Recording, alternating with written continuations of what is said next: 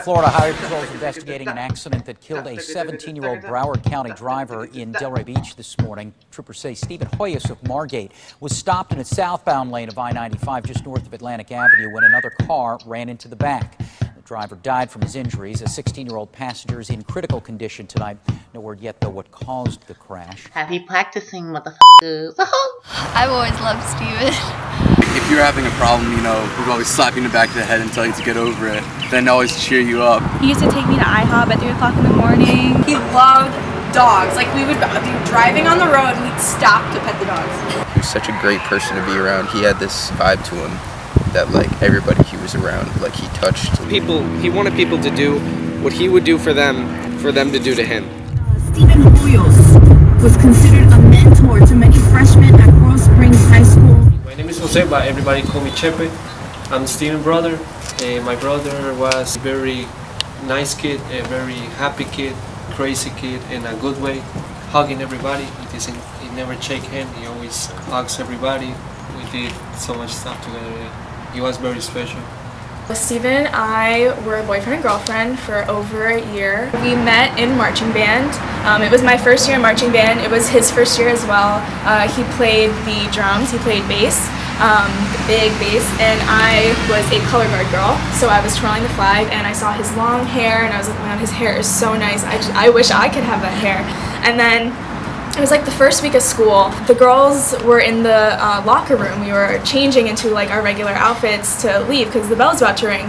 And all of a sudden Steven barges in and I'm standing right at the door. Luckily I was dressed completely and he walks in and he's like, oh my God, I'm so sorry. And he like threw like a whole fit and I was like, oh my gosh. That night he messaged me on Facebook and like it just went off from there. My name's Steven Komek. Steven was probably my best friend that I've ever had. I met him back in 4th grade. Played in the school play. He was Prince Frank and I was the king.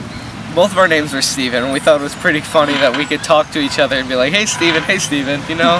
So, you know, we were little kids. We thought it was really cool. I don't know, ever since then we just started hanging out, we started playing music, and you know, I think what really connected us was just the fact that we played music together. And, you know, it was something that we both loved and enjoyed doing. My name's Marlena.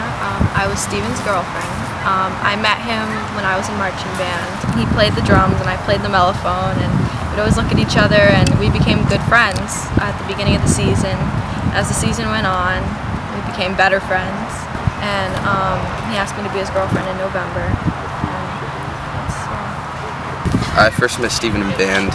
My first impression of this kid was, oh my God, this kid's crazy. I knew, like, right when I met him that, like, we're gonna be great friends. When he joined the drum line his sophomore year of high school, our friendship, like, took off because we knew him from the jazz band and he joined the drum line, so me and this guy were hanging out all the time. He was such a great person to be around. He had this vibe to him that, like, everybody he was around, like, he touched, like, so dearly. I don't have that kind of relationship with any of my friends now. My name's Cassandra. I met Steven during marching season in June.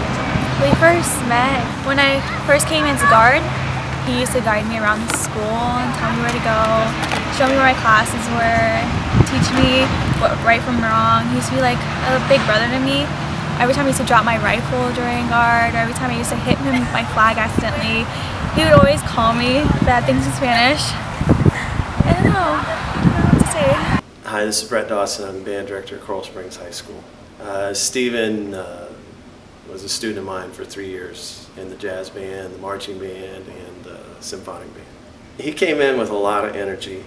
As a freshman, I must have had, I don't know, half a dozen meetings, I think, that first year, just calling him in the office, telling him to settle down. You know, I almost was about ready to just say, you know what, maybe this isn't going to work out, you know. But I kept with it because I could see he had a real passion for music. I'm glad I did. I've always loved Steven.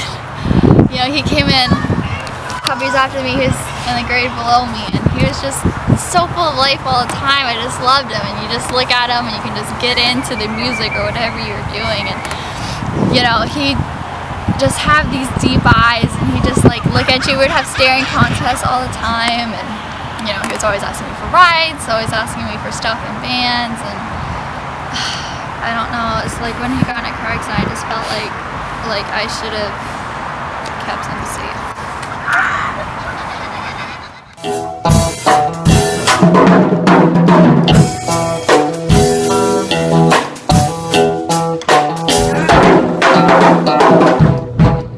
go down to his house, and he has Rock Band, like Guitar Hero, and I'm like, oh, can I play with it? He's like, yeah. So we're playing, and then he's like, this would be cool. And he had a guitar. He was taking guitar lessons, and he said to me, it would be cool if we could do this in person, in real life.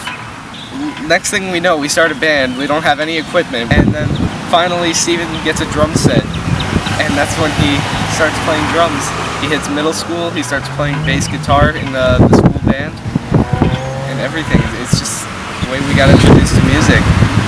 We play in a band called Volume. Cover. Stop it. We have no drummer right now because we're still saving our money for the drum. So yeah. All right, here it goes.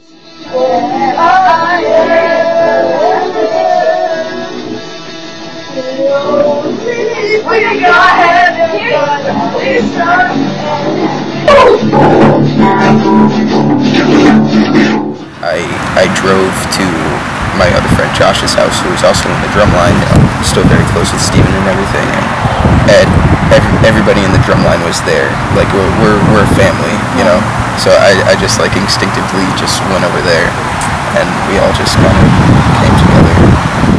I was in my bathroom on the phone with my friend Sarah, who had called me, and things were unclear when she called me at first. We didn't know any of the news.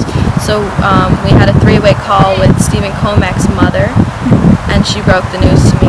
And I remember I was looking in the mirror at myself, and I saw the reaction of just horror on my face just when I first heard the words. And I didn't believe it.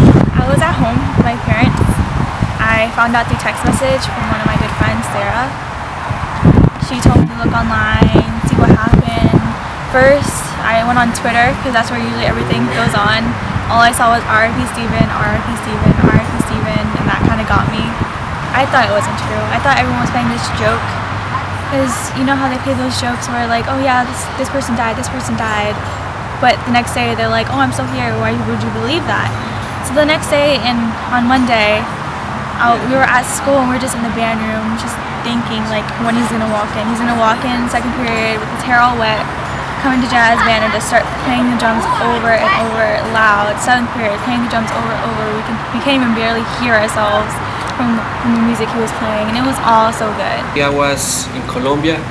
I was buying him a chair of James, a pink chair of soccer chair, and when we were in my house, I was saying to my mom, Mommy, that chair is gonna fit my brother, or you think it's gonna be small? We were talking about that, then my sister called me, and she told us that Steven died. So that was, I couldn't believe it. I was in Colombia, and the next day at 5 o'clock we were flying back here. It was very bad. I still don't believe it. I was shopping with my mother over at Publix, and my ex calls me saying, I'm so sorry. I'm like, what are you sorry for? And she's like, you didn't hear the news? And I'm like, what news? And she's like, they got in a car accident. One Steven's in the hospital, other one's gone. And I was freaking out. It was like Russian roulette with my brain. Like, which one's gone, which one's still here? Like, is this like a cruel joke they're trying to play on me or something like that? I went right on Facebook, started looking, and it said RIP Steven Hoyos. Biggest thing that struck me. It was like heart-wrenching. Like, I couldn't imagine my best friend. I only knew him for 2 years, and he was gone. Like, it was the most devastating thing I've ever heard in my entire life. I was talking to one of Steven and I's, both of our friends, Lauren. Well, she called me and she said, hey, are you home? Or like, what are you doing? And I said, I was about to get ready. I was about to go out and run some errands. And she's like, can you sit down? And I was like, what do you mean? When someone tells you to sit down, it's never good news. And so I sat down. I said, like, I'm really not feeling good already today. You know, can you tell me later or something? She's like, Amber, I need to tell you now. And then she just goes, there was a horrible accident and Steven died. And I, like, to this day, like, I could feel the emotions I felt. And I screamed, like, bloody murder. My mom said it sounded like someone, like, cut my neck in half, like, just, like, chopped my head off. Like, it was horrible. Because you never, we ended on good terms, that's the thing. And I had so much hope that, and he had hope too, that one day we would be friends and have such a mutual relationship and be okay with one another. And so to realize that I'd never get a chance to even talk to him again was like the worst thing ever, and it still is. He was my first boyfriend, my first love. We were both each other's first loves. My first kiss, my first everything. We started dating October 12th, 2013. We broke up October 22nd, 2014. So roughly 3 months before he died or so, and I still wasn't even completely over the breakup, so it was impossible, and it still is impossible to get over his death. And when we broke up, it wasn't because we weren't getting along or for like a bad reason. It was because I was in college, he was in high school.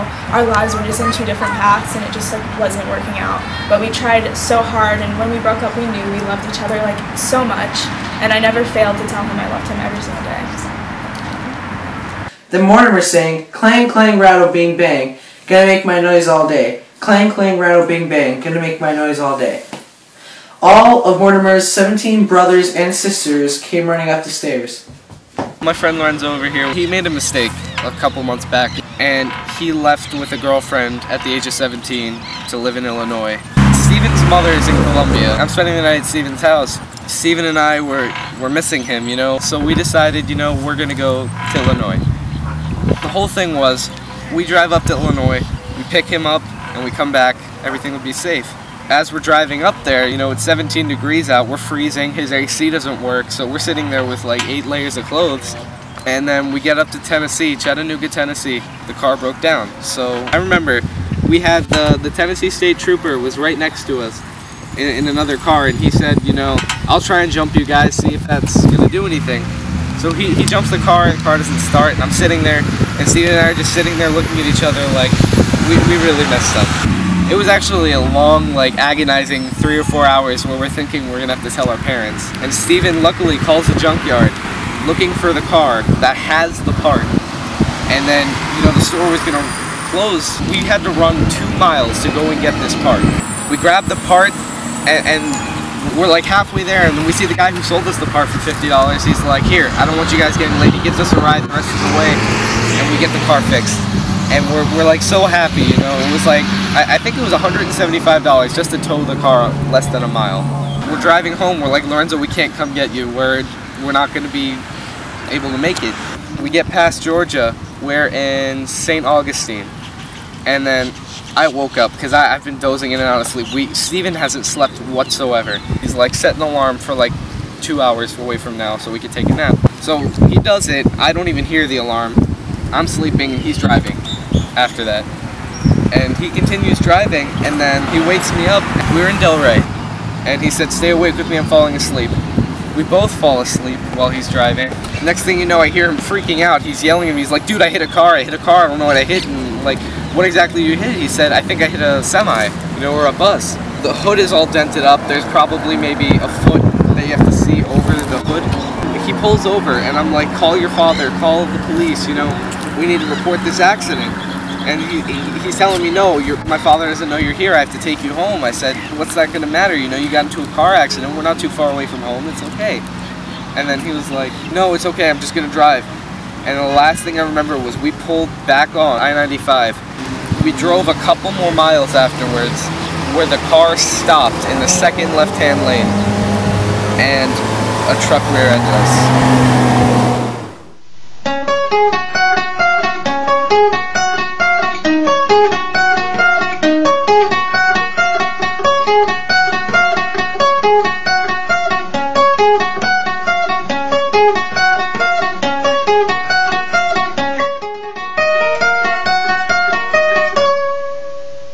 Is that better, Stephen Colmack, huh? Is that better? After the truck rear-ends us, I remember the ambulance was outside the car, and they were telling us, they were speaking to me, you know? They were saying, what's your name, what's his name, what's his father's number, what's your father's number? I didn't have his father's number. I had my father's number. So they call my father, I tell my father the whole situation and everything. I remember I'm sitting in the hospital, and the nurse comes in, and I see my friend ask your parents. The lady with the food comes in, can I see my friend? Ask your parents. Ask your parents. Ask your parents. Everybody I've asked said ask your parents. I called my family, I said, Mom, I want to see Steven, you know? He's obviously in the same hospital. And she's like, I can't let you do that. I have to be there for you. And I'm like, okay. So they're like, I'll be there soon. They come to the hospital in about 45 minutes after that phone call. And I speak to them, I said, hey mom, you know, can we go see Steven? And then that's when she told me. She said Steven Hoyos didn't make it. And it was at that point when I realized that, you know, this wasn't, you know, this was reality.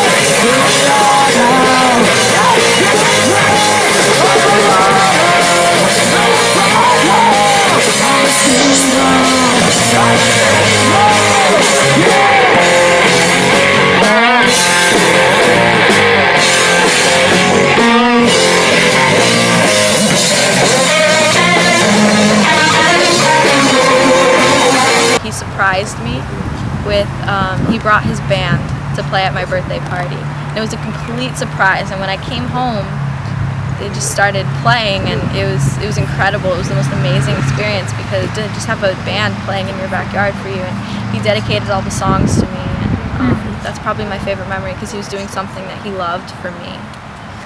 I was raised with my brother a whole life. We had so much stuff together. We play soccer, we play music together.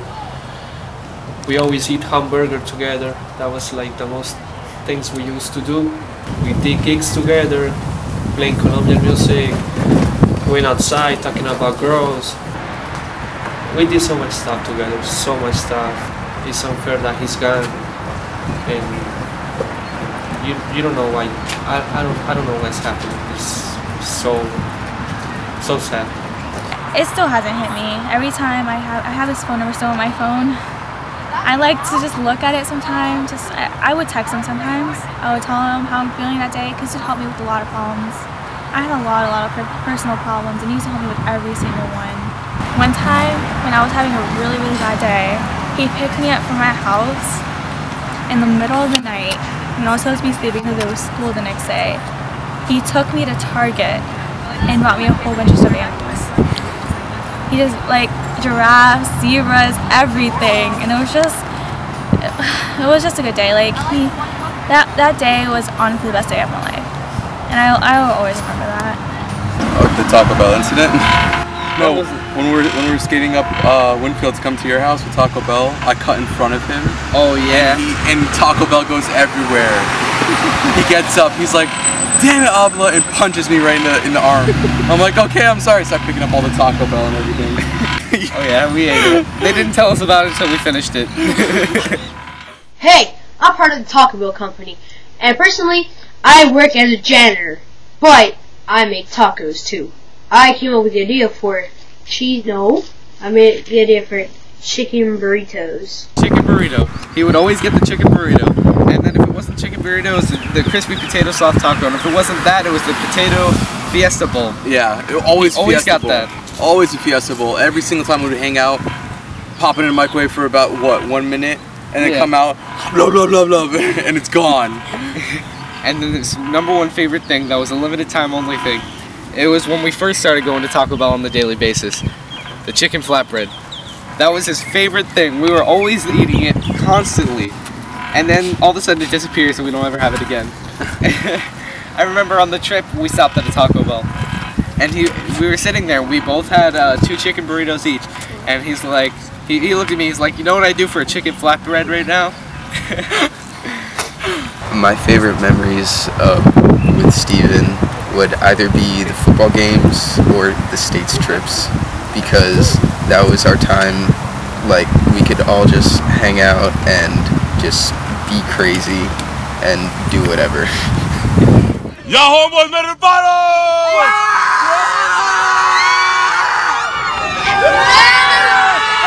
I never ever had to ask him to go do something. He just kind of did it.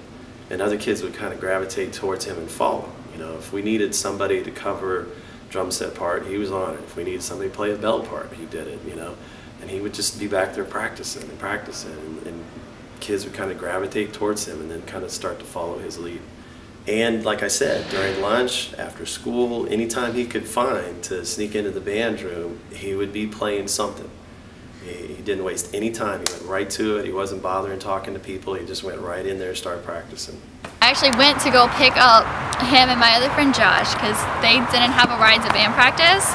And so we were driving back and we kind of didn't want to like rush back to band practice, you know, because we're trying to be as late as possible because I already had a pass to like go get them. And so we stopped in a parking lot and so we were just kind of like sitting there for a while, we were just talking, like hanging out. And like the air conditioning was on and all of a sudden he just like got really cold and like spazzed out and like slammed his hand onto my air vent, and like I had this like really old car and the air vent just cracked. Like the plastic part, like it just cracked, and I just laughed so hard I couldn't even be mad at him. Like even after that, like even though he broke part of my air vent, like it was so funny. I couldn't, like he felt bad about it, but it's just he was hard to be mad at. It was hard to be mad at. The only time that I was ever actually truly mad at him was last year. Like the day after my birthday, I had these balloons that my best friend had given me, and I had them in the band room, and he decided to like cut it open and then suck the helium out, but only suck like half of it out and then like tape it back. And it upset me so much because it was like the biggest balloon, the biggest like pretty butterfly balloon that he decided to pop instead of like the little like sad filler one. Well, the way he asked me to be his girlfriend, I'll share that. It was the same day we had our first kiss. We were sitting at the promenade in Coconut Creek right down the street. He said to me that like, you're mine, I'm yours, like we're in it together, and like I can't wait to ask you to be my girlfriend. I said, okay, well when is this gonna happen? He's like, well I want it to happen on my birthday. And I was like, not a good idea, because then if we break up, like it's not gonna be good. So he's like, okay, so like I'll pick a good date. And during marching band competitions, they have these things called happygrams. These announcers will say like, oh, Amber, we love you so much. Smile, love mom and dad, or whatever, something like that. So we're standing on the field at one of our competitions, and all of a sudden I hear the announcer go, Amber, and then he said like, you are the most beautiful, special, amazing girl in the world. Like would you make me the happiest guy ever and be my girlfriend? And it said like love Steven or something, and everyone just turned around and looked at me, and I was blushing and I was so excited, but like I couldn't respond to him because I was here and he was like all the way back there, so I kind of just like turned around. So I couldn't even give him an answer. So we performed, and apparently like the band didn't do that good that day, but I did like amazing because I was just smiling from ear to ear. I was so excited. And so then obviously I went up to him and was like, obviously I'll be your girlfriend.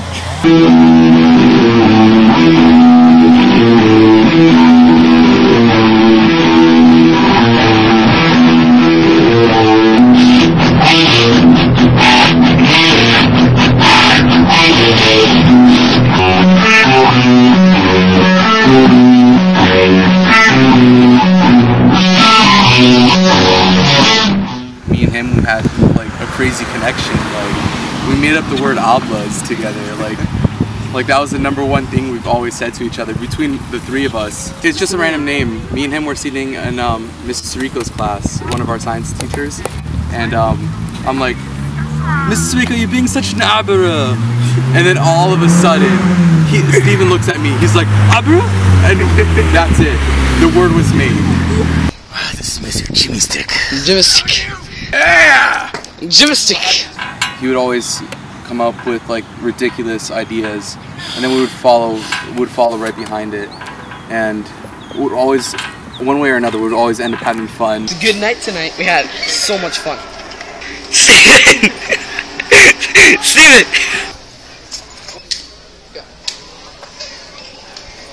I'm winning. I'm winning. We bonded over one single band. It was Rage Against Machines. He was wearing that Rage Against Machines t-shirt. It had like little fists on it. I'm like, you like Rage Against Machines? And he's like, yeah. And all of a sudden, high fives came out of nowhere. Instant best friends, right? He would always sit there and play acoustic, like on his blue acoustic guitar. He would always sit there and play like the randomest songs. We would always sing along and have fun. And I remember one time we're outside of the Winn-Dixie over there by Sam Ash, playing music. Oh yeah. And the string popped. And the string popped. And he's like, all right, you gotta go get me. And he couldn't stop laughing. He's like, you gotta get me a new G string. And I was laughing while skating to Sam Ash, buying a new string for him. This is an unexplainable riff I came up with by watching Victorious.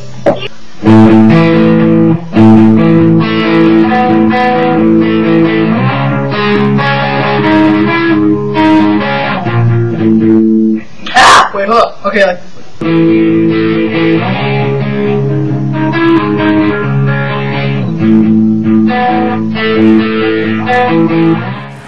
What happened to me was I broke my humerus. I have a big scar on my arm from the surgery.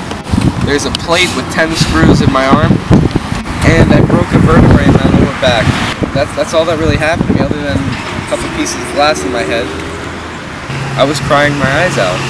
I didn't know, my best friend in my life was gone. I don't know why, why this had to happen to me. Why did I have to lose my friend at such an early age? It changed my whole perspective on everything. I think of life as, it's not really, something that you play with, it's something that you want to cherish. I just wasn't the same.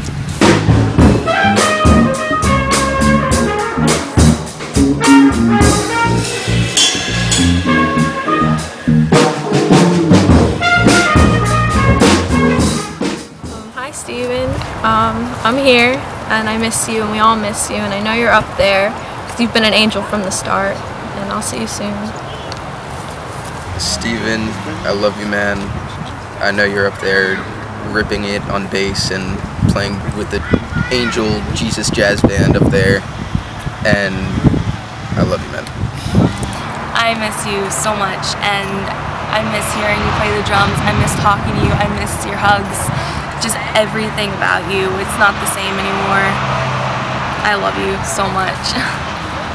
I feel like he comforts me now. And I know he's not here physically with us, but I can see him everywhere. And I know this sounds weird, but I used to have nightmares almost every night, and the day that he died, I stopped having nightmares and I haven't had one since. And I feel like he's just here with me because I've asked him to stay here with me, and he's helping me get through. Steven, I just love you so much. You honestly helped me through thick and thin, and I honestly still don't believe that you're gone, but you're always here with me, so no matter what, I always will love you. You always made me happy. You never were sad around me, and that's honestly why I love you so much. Steven, I just wanted to say I love you, man. You were a good friend to me, and we always used to hang out and stuff, so I just wanted to say I love you, man. I gotta say that I love Steven, and I miss him, and I just have so many memories, I don't know. I just never miss him. Steven, you're the best friend I've ever had. First friend, actually. That actually made a difference in my life. You're the reason why, music's a huge part of my life, and you're the reason why I'm still skating, and you've made a huge difference in my life. Thank you very much. I love you, bro. If I could say anything, Steven, it would be that we love you and we miss you greatly, and that you should know that the other kids who miss you very greatly as well have carried on, maybe almost in your honor, and pursued a high level of musicianship. The jazz band went on this year, even though they were saddened. They decided to go ahead. It was their decision, and play at district and play at the Central Ellington competition at Lakeside, and they've gotten superiors at every single one of those. They got a superior at the state level for the first time in over 9 years. And I said, what a testimony to everything that they've been through, that they would have this happen, with their great friend gone.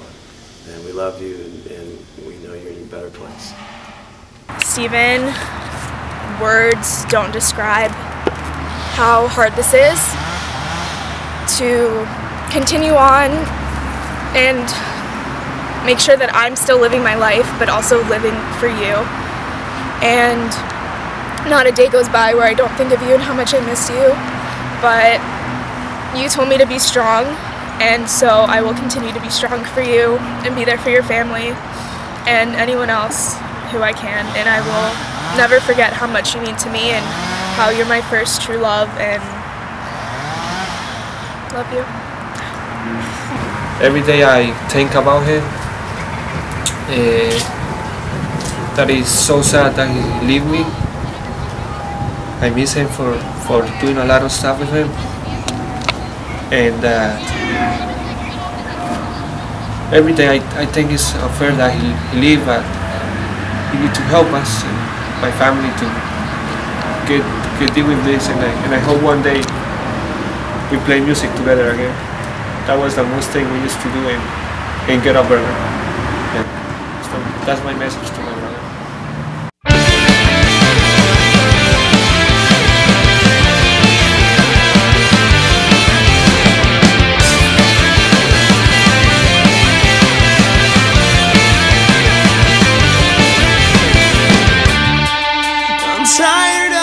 Wait, there is no fine escape. I'm losing my grip on everything I've made. These things, they aren't the same, and every single day I'm losing the fight and coming to terms with me.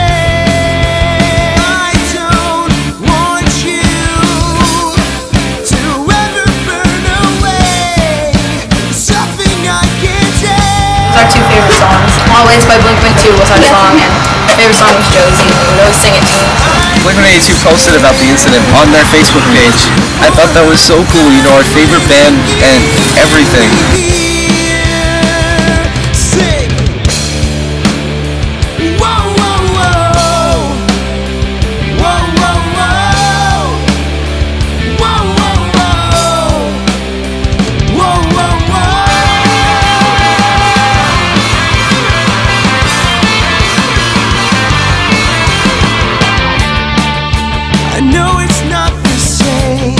But some days the pain's okay. I've lost something here, but gained a bit this way. There's something in the water, there's something in the air, something protecting home. This is my final wave. This is my final wave. I love you, my cheeky baby. Love always. Steven, I love you, bro. Drumline for life. I love and miss you, and then the other one says keep on drumming. You know me, my brother. We left together, I think. Hey Steven, thanks for the happy memories and the many smiles. I love you. Thank you for giving me peace. I love you, Steven. Bye, baby. You were my always. I was your Josie. We love you, Steven. Love you, Steven. Whoa, whoa, whoa. This is my final wave.